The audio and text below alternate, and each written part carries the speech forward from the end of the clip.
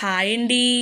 ఎప్పుడు మనం ఆవిరిపైన ఇడ్లీనే తినుంటాం. ఈరోజు దిబ్బరొట్టికి అమ్మమ్మైన ఆవిరిపై కళాయి రొట్టిని ఎలా చేసుకోవాలో చూద్దాం రండి. దీనికి కావలసిన పదార్థాలు: ఇడ్లీ పిండి తీసుకోవాలి, అంతేనండి. స్టవ్ మీద మూకుడి పెట్టుకొని చిన్న గ్లాస్తో వాటర్ తీసుకుని ఆ మూకుడి మధ్యలో పెట్టి దాని చుట్టూ ఆయిల్ వేసి అది హీట్ ఎక్కిన తర్వాత ఈ ఇడ్లీ పిండిని చుట్టూ వేయాలి. ఇలా వేసిన తర్వాత ఒక పావు గంట సేపు దీన్ని మూత పెట్టి అలా వదిలేయాలి.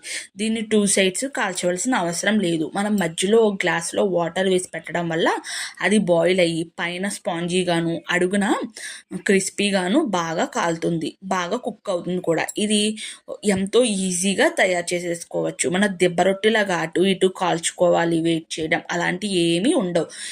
ఎవరైనా ఈ కళాయి రొట్టి వండుంటే నాకు కామెంట్ చేయండి. అంతేనండి, ఎంతో రుచికరమైన కళాయి దిబ్బ రొట్టి రెడీ అయిపోయింది. ఈ వీడియో మీకు నచ్చితే సబ్స్క్రైబ్ చేయండి.